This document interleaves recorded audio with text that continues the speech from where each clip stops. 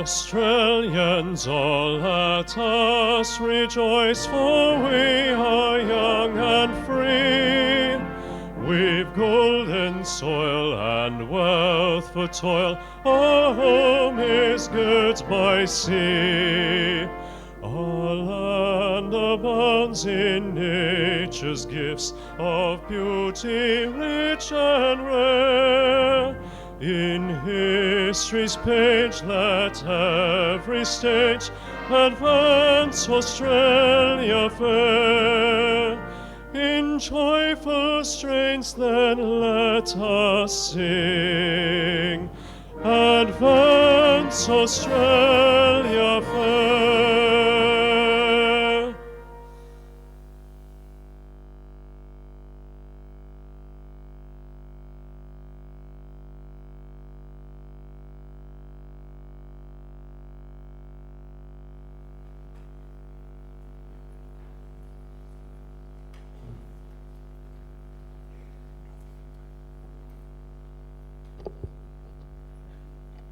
Good morning, ladies and gentlemen, and welcome to this wonderful occasion. To begin today's ceremony, the University of Newcastle respectfully acknowledges the traditional custodians, the Darkinjung people on whose traditional land this campus of the University of Newcastle, TAFE New South Wales Hunter Institute and the Central Coast Community College is located. Today is a time for celebration. This ceremony is the culmination of hard work and dedication by you, the graduates. This afternoon we come together to recognise your commitment, sacrifices, friendships and accomplishments. You've worked hard to earn the testimony presented to you today. It is more than a piece of paper, it is a symbol of all you have experienced during your studies and of the support of family, friends, partners and teachers through the journey. You have shown yourselves to be bright, enthusiastic and dedicated and represent a new wave of problem solvers, keen to make your contribution to a better world. You are the new generation of specialists with skills in the health sciences, nursing and oral health and podiatry. As the university approaches its 50th anniversary in 2015, we reflect on how far we have come.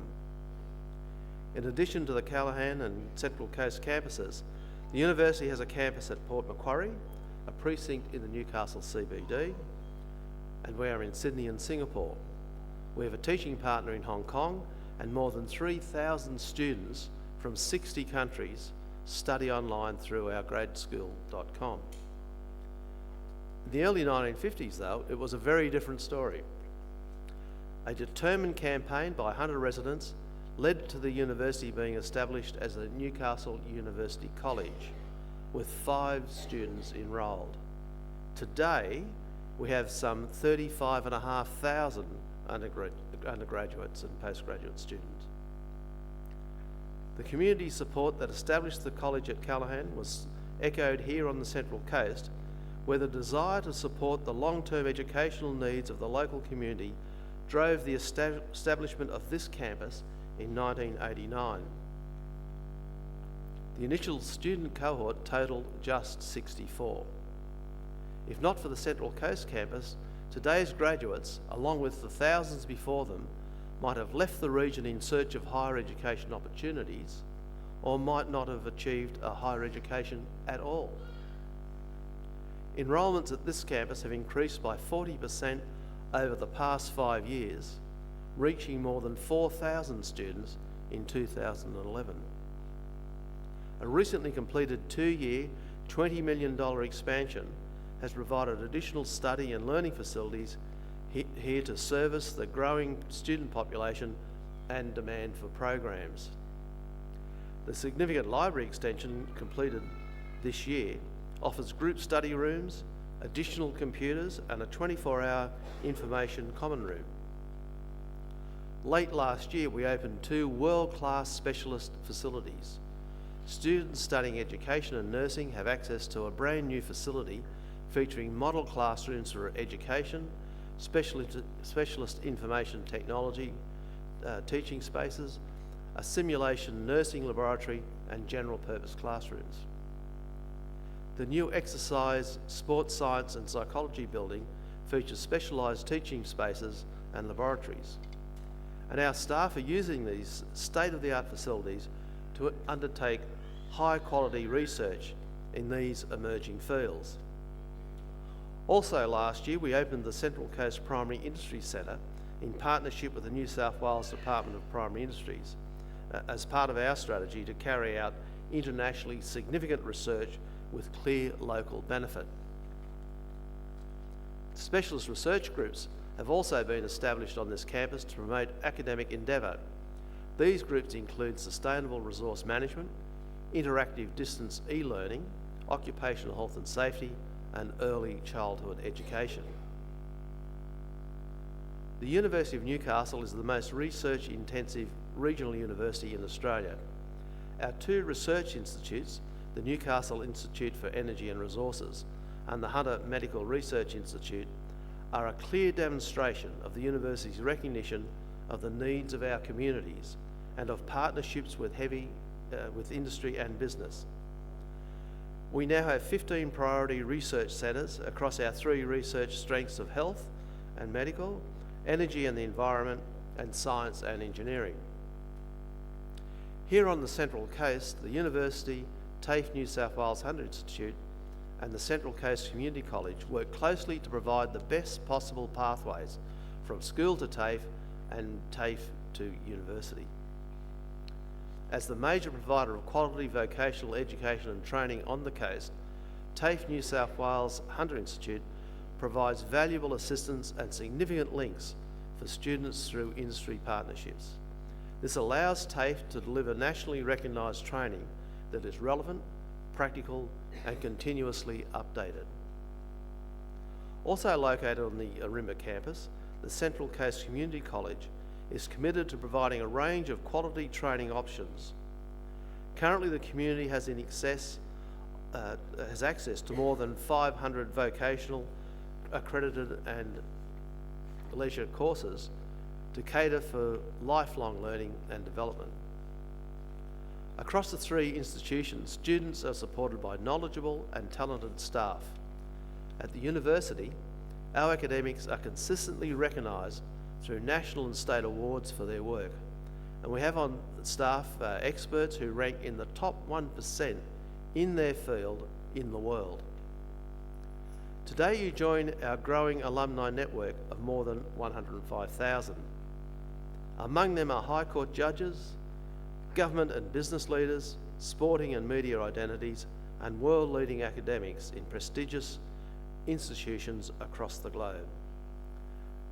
As an alumnus, you are part of this international association that will keep you connected with the university and provide important personal and professional links with fellow graduates and staff. We always like to celebrate the achievements of our graduates, so please stay in touch. Be proud of your accomplishments. Take what you've learned at university and apply it to every aspect of your life. Enjoy your future. Enjoy your celebrations. To all graduates, I offer my congratulations and the very best of luck for the future. To family and friends, we know that each of you is here today to see a special person cross this stage. We would be pleased, as would they, if you would let them know you are here with a cheer as they receive their degrees. And the louder you cheer, the more they will hear you. I now call upon the Vice-Chancellor, Professor Caroline McMillan, to present the Vice-Chancellor's School Teacher Award for 2012. Chancellor, the Vice-Chancellor's School Teacher Award is for secondary school teachers, and it recognises the vital role that teachers play in the choices that young people make about their future, including the decision to come to university. Recipients of this award are nominated by university students in the final year of their studies, with the nominations being assessed by an expert panel. The award recognises the value that students and the university place on education experiences in secondary school. Chancellor, today's School Teacher Award for 2012 is presented to Mr. Alan Herring.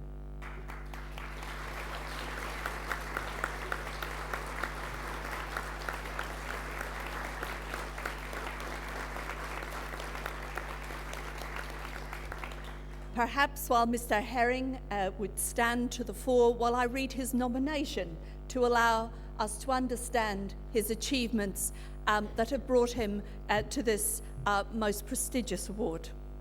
Mr. Herring teaches geography and Aboriginal studies at Henry Kendall High School on the Central Coast. He is recognised for his many years of encouragement and support for his students, particularly those at risk of not completing their high school education. Mr. Herring's impact on his students has persisted well after they leave high school. His nomination for this award came from a student he taught more than 20 years ago, Joanne Crowther, who was inspired to go to university 3 years ago after hearing that Mr. Herring was still teaching and still supporting students to achieve success at school and beyond. His hard work, his dedication to teaching are extraordinary and commendable. It is clear that Mr. Herring's impact on his students as an educator and guide has been profound, and we are honoured to present this award to him today. Ladies and gentlemen, could we congratulate Mr. Herring on the Vice-Chancellor's Award for Excellence in Teaching one more time. Thank you.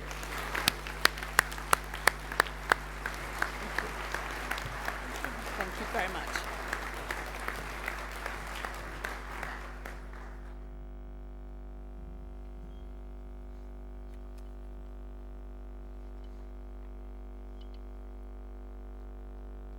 I now call on Professor Scott Holmes, Pro Vice-Chancellor for Research, to present a Research High Degree graduate from the Faculty of Health. Chancellor, a high degree by research is awarded to a graduate who has successfully completed a program of study which includes a significant research component.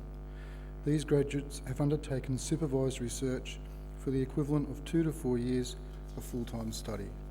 A panel of independent expert examiners of international standing examine a written thesis as the principal form of assessment, and the degree is awarded where the thesis is found to demonstrate that the graduate has mastered relevant techniques and research methods in their field and has developed capacity in critically evaluating results and presenting well-written work.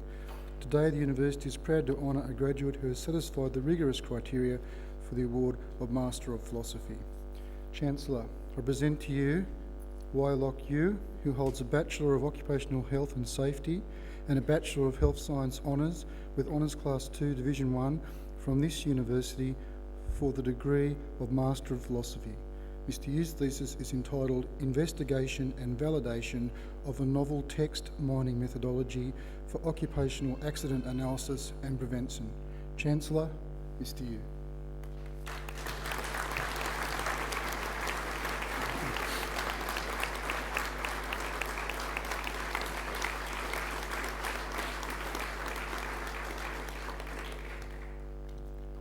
Chancellor, that concludes the presentation of Research High Degree graduates.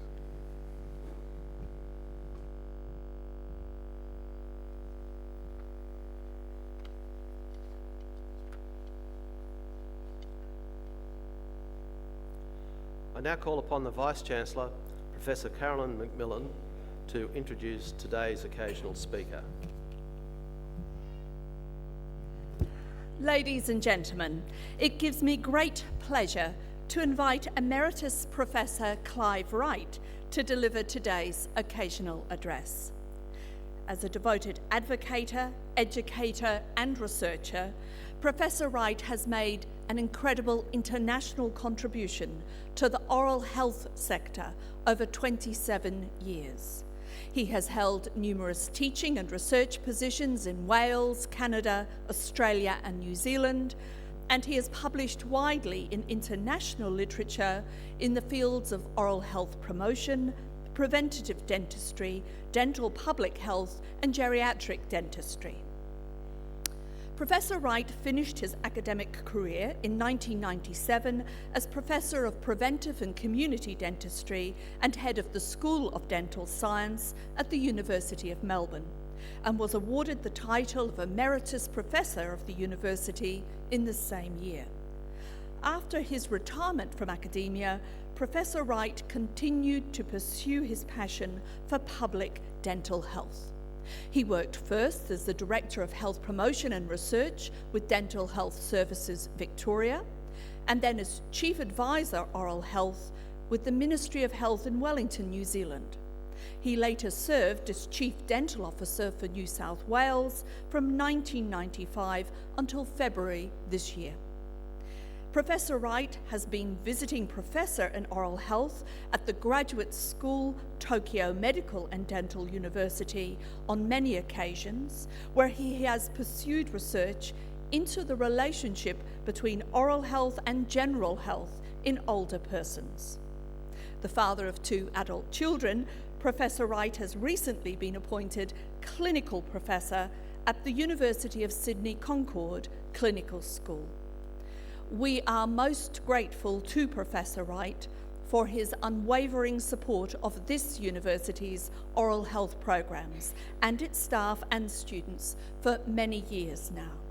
Ladies and gentlemen, we are honoured to have Professor Wright with us today. Would you please join with me in welcoming him to the stage to give his occasional address.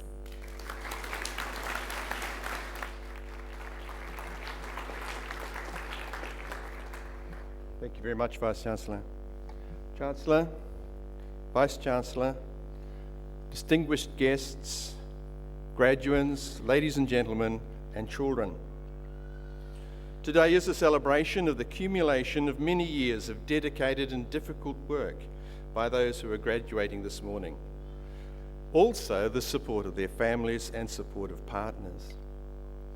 Before addressing the exciting future you are facing in your professional careers, I wish first to acknowledge the traditional custodians of the land on which this campus of the University of Newcastle is situated, the Darkington people, and pay my respects to the elders both past and present. May I also acknowledge and pay my respects to all people of Aboriginal and Torres Strait Islander descent who are with us today to share in the celebration of this graduation ceremony. Special congratulations to those of Aboriginal descent who are graduating today. Congratulations also to the parents, families, partners, friends, the university staff, the hospital staff who have supported today's graduates during their challenging courses. Mr. Chancellor, thank you for the opportunity of speaking to your most recent graduating professionals at this milestone in their career and personal journey through life. My background is in dentistry and oral health, and although many of the issues are the same across all health professional, educational and practice situations, please forgive me if I focus more specifically on some of the cogent issues facing those in the oral health professions. In the next few minutes, I wish to outline for you what I see as the key values and changes impacting on health, especially oral health professionals. The first theme I wish you to consider is what meaning underpins the notion of rights and privileges of being a university graduate in today's society. The second theme relates to oral health professionals graduating today, what they have to develop and understand with respect to working within a health team within a changing health fabric in Australia. The final theme of my comments refers to how changing social and economic needs of Australians require all health professionals to find new ways of ensuring fairness in access to health and dental health services and fairness in outcomes in health and oral health. rights and privileges which accompany the award of the degrees you will receive today vary in nature and extent within a changing Australian community. They accord all health professional graduates public status, recognition and acknowledgement of high levels of knowledge, competence and skill in your professions. These rights and privileges set you aside from others in employment opportunity and in social status within the Australian community. The University of Newcastle graduates are recognised nationally by Australian regulatory authorities for you to practice your professions, many without further examination or formal training. Acknowledgement of the quality of your educational programs and your competence and skills in meeting the demanding standards of the regulatory authorities. The rights and privileges bestowed by your university degrees carries with them, however, social and professional responsibilities and obligations. The other side of the rights and privileges coin. Some of these obligations and responsibilities are explicitly laid out in codes of professional practice within the Australian Health Practitioners Regulatory Agency and its boards in nursing and midwifery, podiatry and the dental boards. These outline your responsibilities to your patients, your communities and yourselves. These codes of practice may be recognised legally as standards by which a court, a board or commission may judge your action, behaviour or competence against. In addition to codes of practice are the moral and ethical responsibilities and obligations of university professional graduates. For example, to work effectively in collaboration with other health professionals, that is, to teamwork and working as a member of a team. And to health advocacy, that is, the recognition of health disparities in different groups in the Australian society, and the responsibility and obligation to reduce inequalities and inequities wherever possible. You also have a clear responsibility and obligation to lifetime learning, maintaining and expanding your competences and skills in line with the healthcare you provide to individuals. This too is now framed within the changing health regulatory framework as a mandatory obligation. The community expects university graduates to provide informed, unbiased, and evidence-based leadership in your respective professions. This is implicit in your responsibilities and obligations to the Australian community as a university professional graduate. Teamwork, however, is more than simply recognising the existence and assistance of other dental and health professionals in the provision of oral health services. Teamwork is embodied in the ideal of primary health care. And the oral health team is no longer simply a single dental health profession working within a storefront practice on the high street. The oral health team recognises the strengths of the professional relationships all the different oral health disciplines bring: therapy, hygiene, prosthetics, and health promotion, and all allied health professionals in the diversity of appropriate total health care to an individual within the broader context of a very complex Australian healthcare system. Within the evolving Australian healthcare system, oral health professionals will increasingly be called upon to work within the primary health care context and not in isolation from other allied health professionals. Nursing and podiatry provide excellent examples of health teams in the comprehensive, holistic healthcare to people and to communities.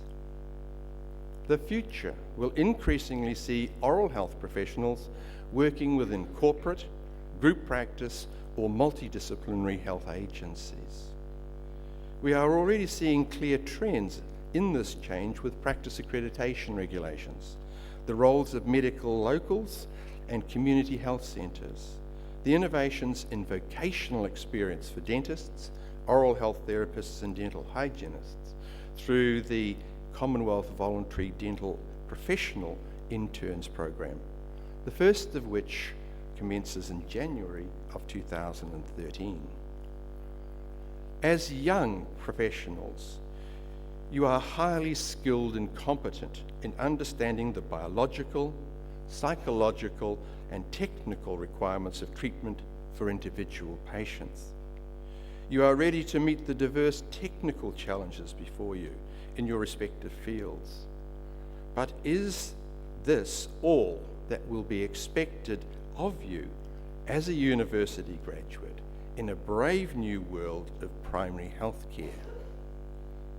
The report of the National Advisory Council on Dental Health, released in February of this year, provides very clear indications that dentistry and oral health therapy will need to look toward new models of dental care delivery within the transforming Australian healthcare system.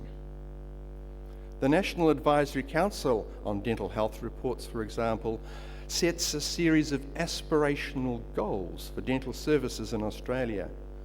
The key intent is to have, quote, an integrated national oral health system as a part of the broader health system that provides equitable access for people in Australia to prevention, promotion, and clinically appropriate, timely, and affordable oral health care. The goal embodies the principle of universal access, equitable access to services across the population. These are radical aspirations for the dental professions and shift thinking from high technological solutions for resolving populations' dental problems to a social determinants of health and preventive approach to solving health problems.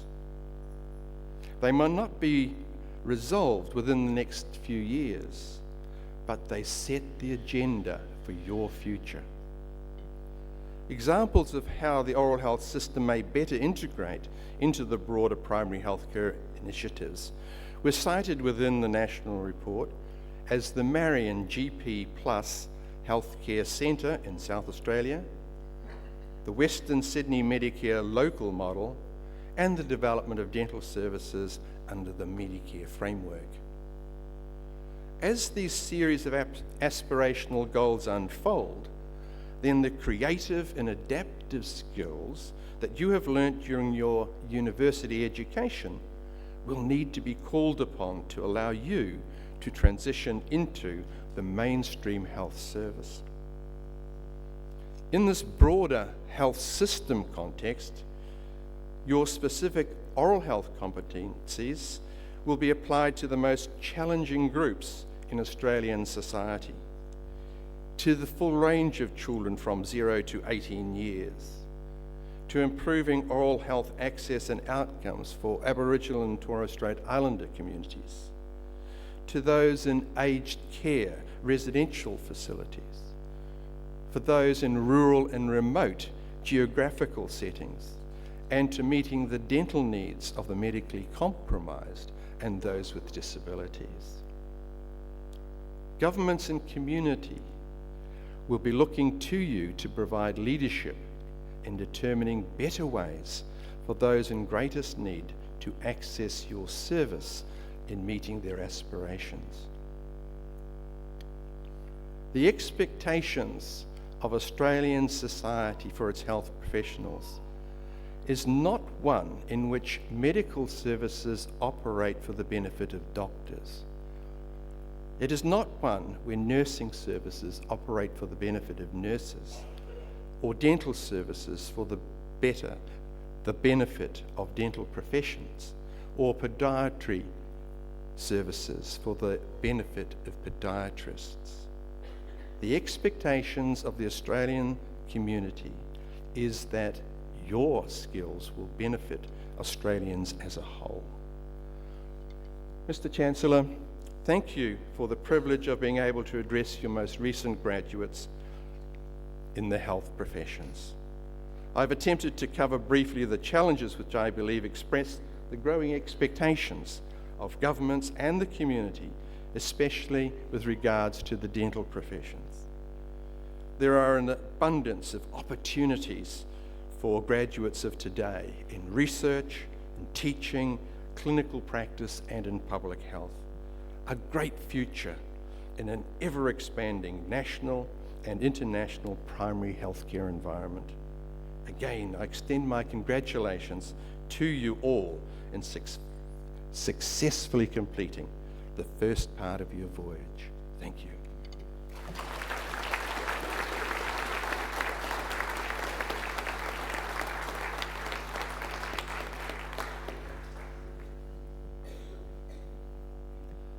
Thank you, Professor Wright, for your address. I'm sure that our graduates will be greatly inspired by your words. You've really shown how the driving passion mixed with hard work and dedication, so much can be achieved. I now call on Professor Nicholas Talley, Pro Vice-Chancellor for the Faculty of Health, to present graduates from that faculty. Chancellor, I present to you graduates who have satisfied the requirements of a postgraduate award from the Faculty of Health. And I start with the Graduate Diploma in Dental Therapy. And the first is Naomi Blake.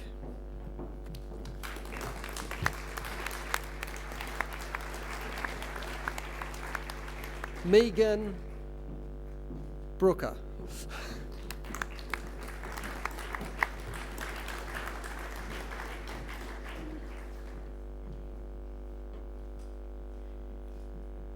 Heather Kavanagh.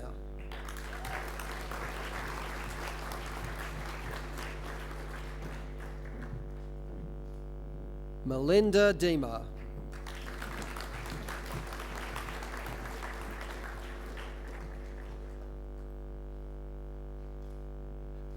Hey Ho.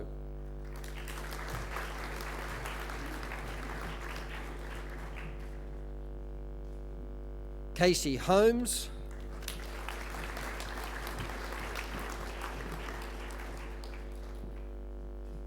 Sean Sue.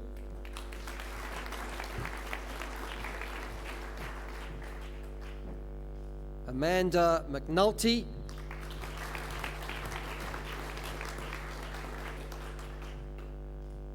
Fessa Saysan.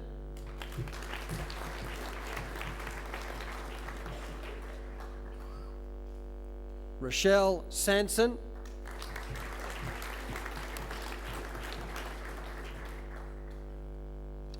Kate Stevenson.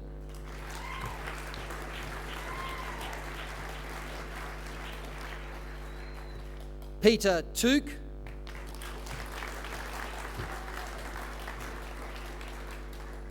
Sylvia Hewson.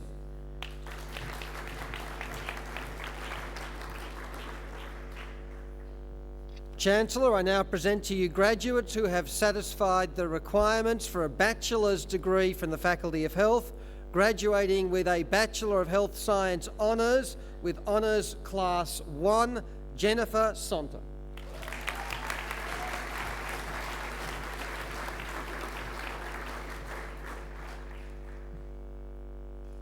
And now the Bachelor of Nursing, Jane Ackers.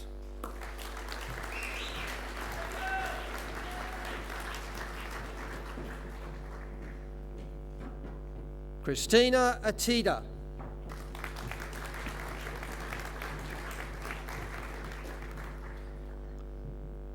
Colette Brennan.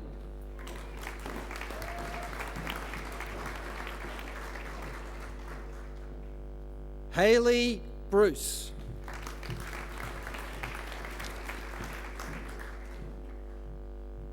Teresa Clark.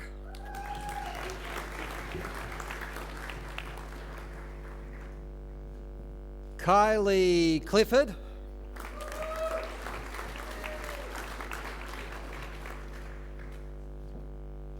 Joanne Crowther.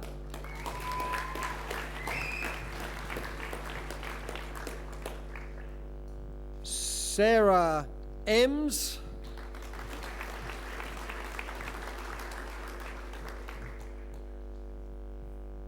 Bianca Gable.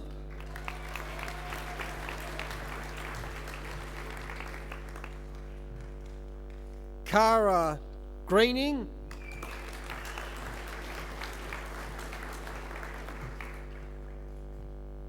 Louise Hack.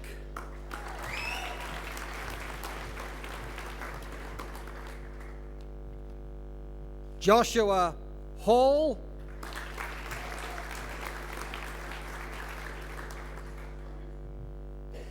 Corrine Hall.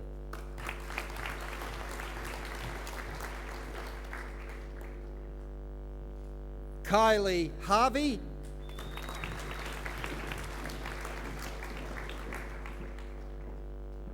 Rosemary Hitchens.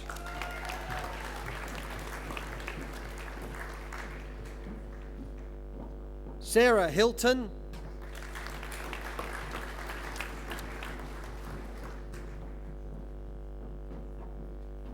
Rebecca James.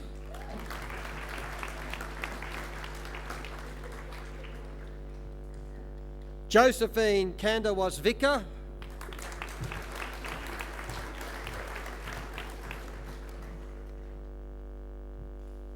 Soonpreet Kaur.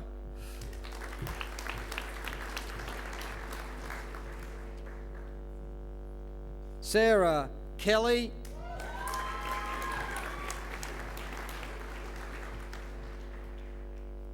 Tara Kemp.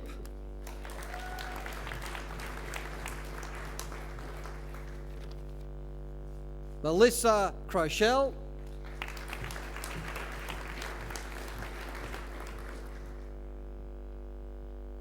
June Lee.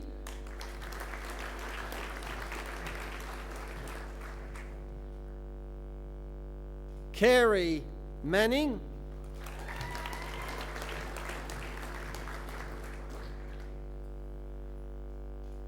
Emma Martin.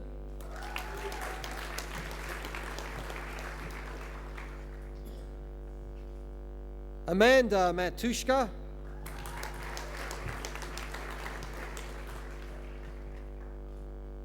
Jeremy McDonald.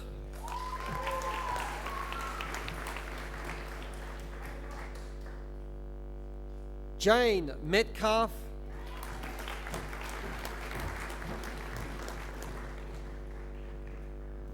Kelly Murphy.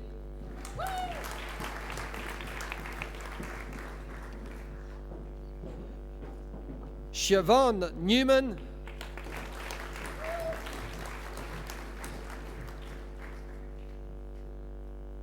Elizabeth Palomero.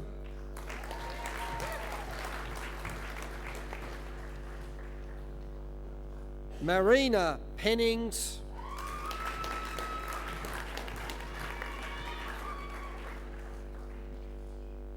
Carly Sampson.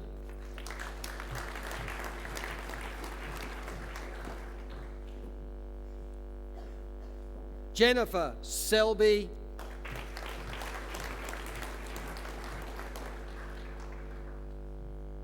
Kaylee Small.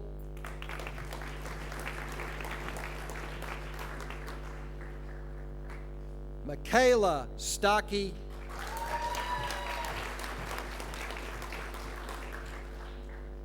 Nicola Sweeney.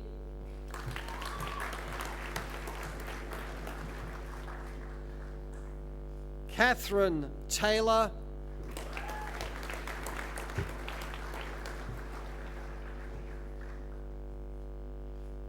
Melissa Tilsley.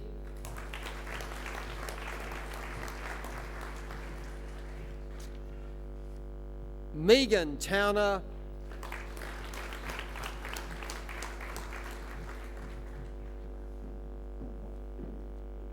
Catherine Walker,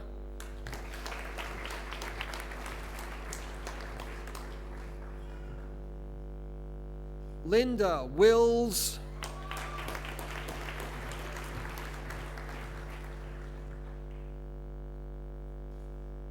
Abby Ward,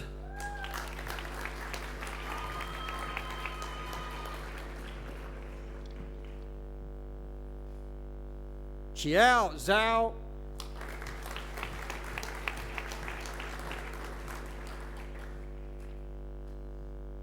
Lin Zhu,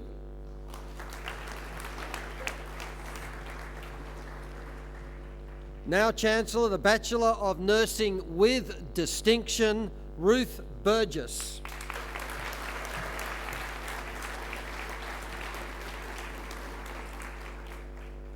Rebecca Gaston.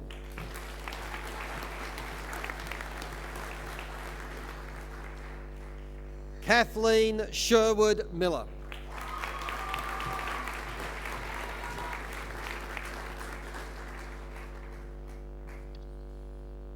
Chancellor, that concludes the presentation of graduates from the Faculty of Health at this time.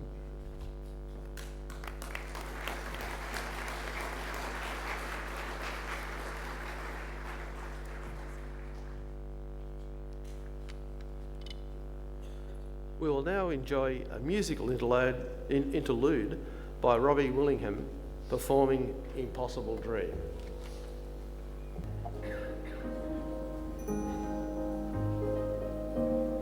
To dream the impossible dream, to fight the unbeatable foe, to bear the unbearable sorrow, to run where the brave dare not go, to right the unrightable wrong, to love pure and chaste from afar,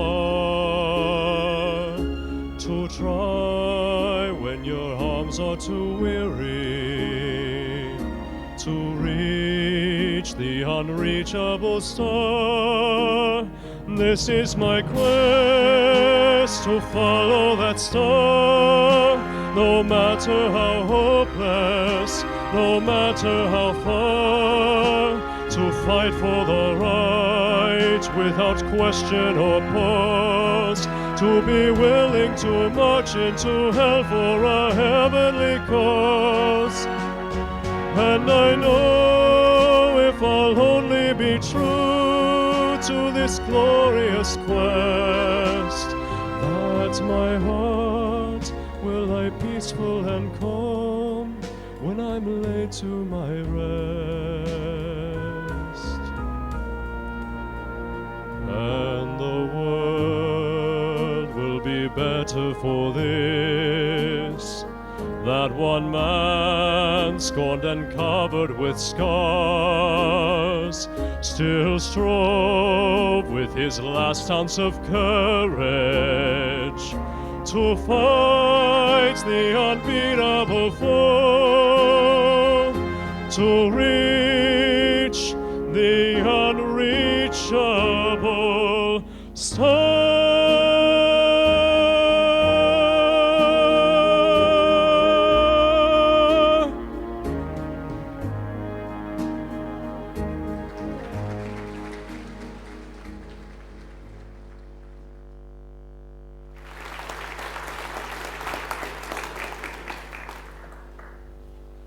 Thank you, Robbie, for that wonderful performance.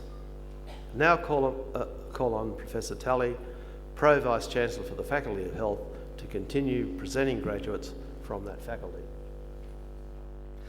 Chancellor, I now continue presenting graduates from the Faculty of Health, and I'll be starting with the Bachelor of Oral Health.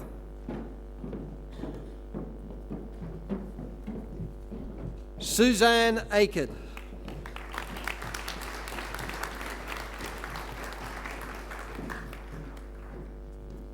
Hayley Armstrong.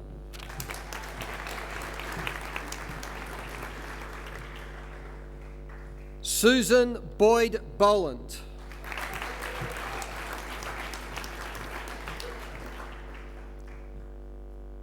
Lisa Bryant.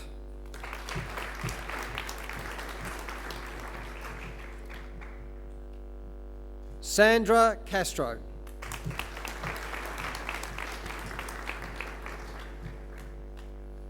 Eva Chu.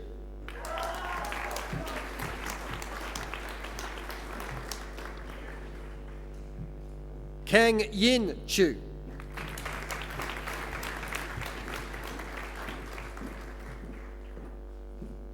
Kartiko Effendi.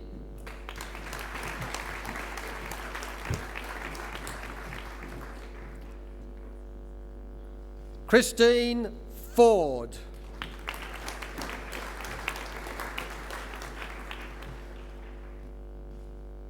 Bethlehem Gurma.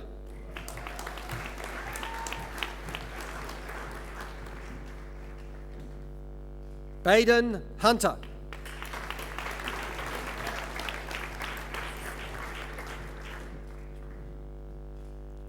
Sorida Im.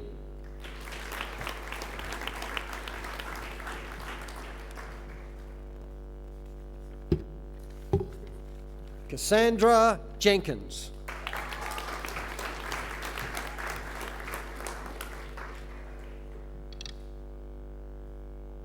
Wan Lee.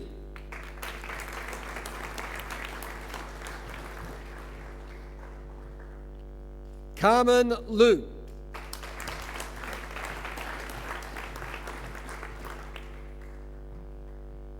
Larissa Markey.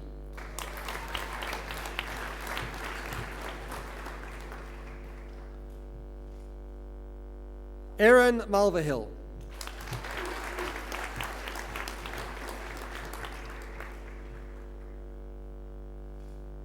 Song Hee Park.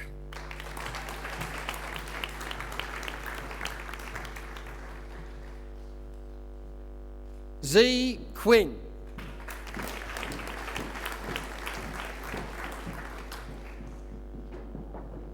Carla Rando.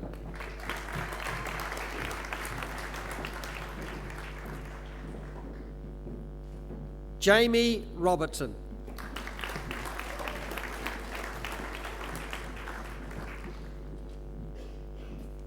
William Ryan.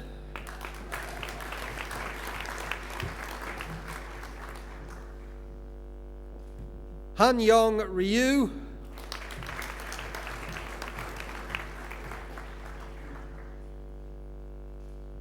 Tia Schaff.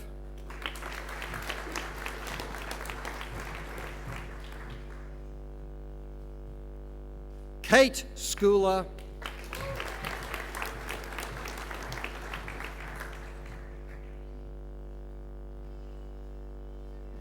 Prima Sharestha.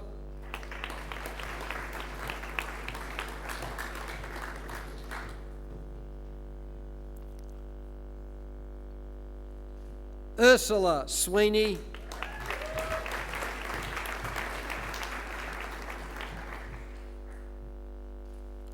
Naraz Thappa.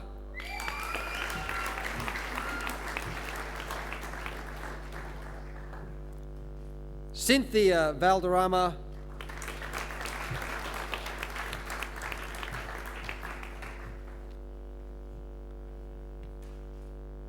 Liliana Varela Lemus.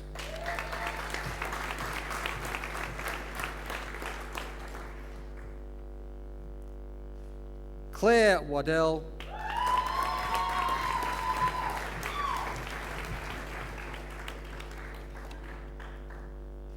Z Zhang.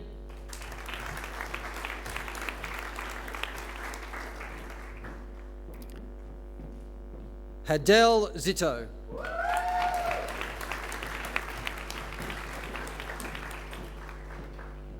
Now the Bachelor of Oral Health with distinction, Ashley Chisholm.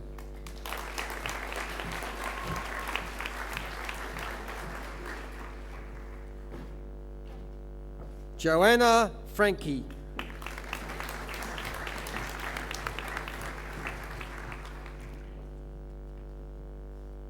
Martine Graham.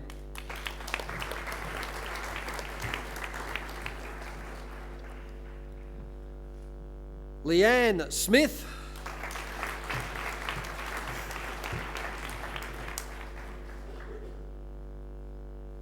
Jane Whittaker.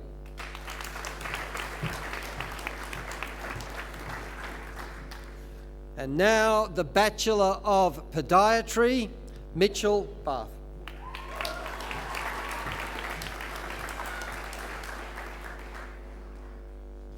Claire Blackburn.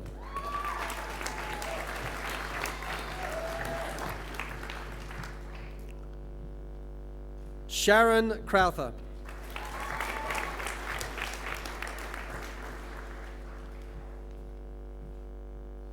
Thomas DeCanto.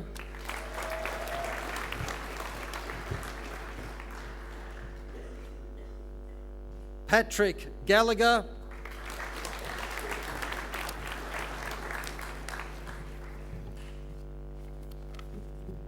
Michael Harmey.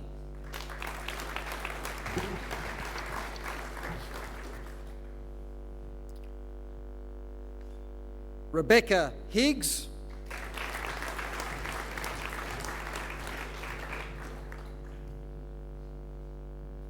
Darren Hill.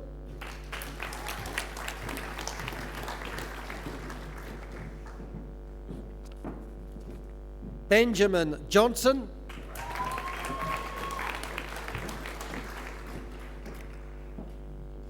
Emily Jones.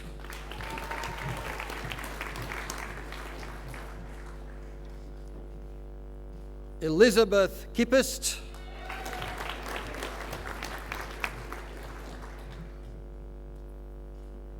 Renee Lambert.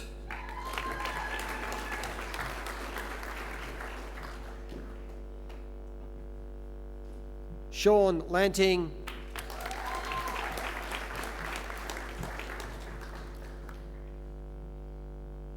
Philip Newling.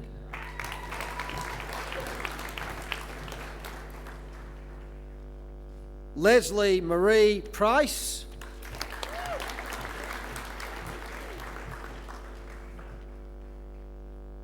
Angela Sonter.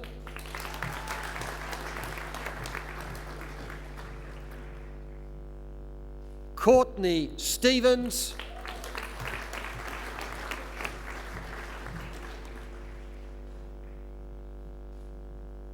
Kate Stonestreet.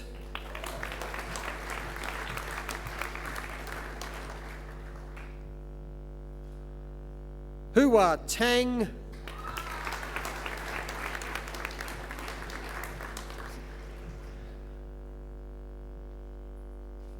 Adrian Vermeulen Minkwit.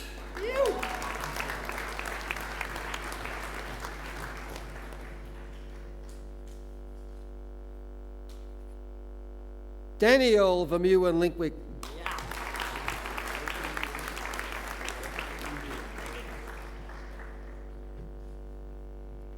Sarah Watty.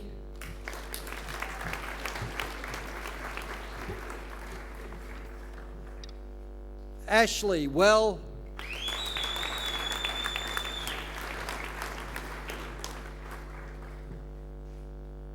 Cameron Wiper.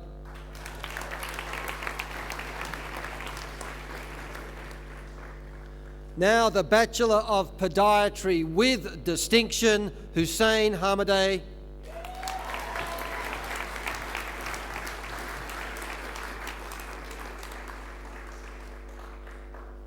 Sean Sadler.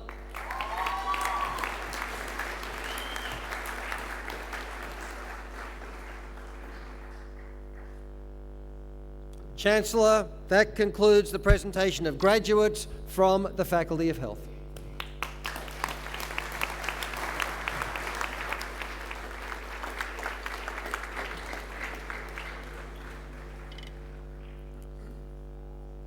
I now have great pleasure in inviting Jennifer Sonter to speak on behalf of the graduates.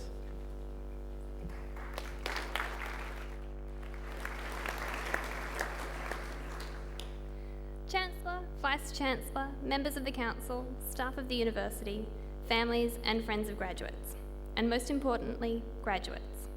What an honour it is to welcome you here this morning to the University of Newcastle for the Rimba graduation ceremony. I'm speaking today on behalf of the graduates. Firstly, I must say congratulations. Congratulations on realising this important and exciting achievement. Today is the time to celebrate this milestone, so make sure you take a moment to reflect and to congratulate yourselves on this very significant day. I must admit that writing this speech was very reminiscent of assignments written during my degree. There was a lot of quiet contemplation, television watched, muffins baked, trips to the fridge and cups of tea, followed by the realisation of one truth known by all university students. You really do produce your best work at 2 a.m. I believe this will resonate with many of the graduates here today, those who persevered when procrastination interrupted, and who brought life to the expression, "pressure makes diamonds." It was all worth it. Congratulations, we made it. Of course, we couldn't have done it without the love and the support of our families and friends. From all of us, I offer a heartfelt thank you. Thank you to the parents who let us stay and delayed converting the extra room into a home gym. Thank you to the friends who came over to us when we were too busy to leave the house. And lastly, thank you to the partners, the husbands, the wives, and the children who loved us and reminded us each day that it would be worth it in the end. Thank you. Oh, it's a little bit more. Just a little bit. But thank you. And it has indeed been worth it. Today, celebrating as students of nursing, oral health, podiatry, and dental therapy programs. From teeth to toes, we are the people who will be taking care of everyone else. Whether we realise it or not, we have the opportunity to impact the lives of our patients, our communities, and our professions. We will be on the ground using the skills we gained here at Rimba to help others. We will question the way things are done, we will determine areas for improvement, and we will bring new insight and ideas that will benefit the people in our care. We should not be daunted by this prospect. Our time at the University of Newcastle has prepared us well for any challenges we may encounter. We are privileged to have been taught by incredible teachers who created a supportive learning environment that allowed us to grow as individuals. We would not be where we are today, nor where we will be tomorrow, without the tireless work, dedication, and perseverance of our supervisors, our lecturers, and our tutors. Our achievements would not be possible without your support and commitment. So on behalf of the graduates, to all the staff of the University of Newcastle, thank you. While for many of us, today may represent the end of our university career, we should not consider this the end of our education. Education is a lifelong process. Described by W.B. Yeats, education is not the filling of a bucket, but the lighting of a fire. Hopefully our time at the University of Newcastle and our inspiring teachers have awakened in each of us a love and a passion for learning and inquiry that will remain with us throughout our lives. And so I close where I began by congratulating the graduates and wishing you every success in your future endeavours. Thank you.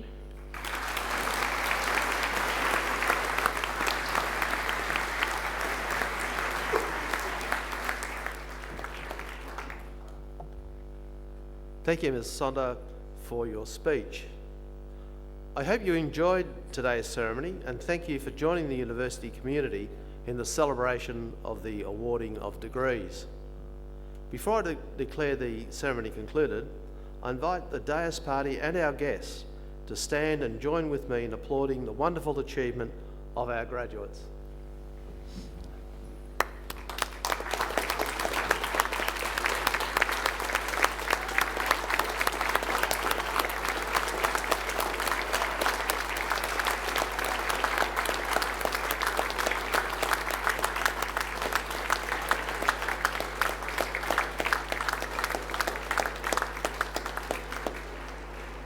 Thank you. If you could resume your seats, please.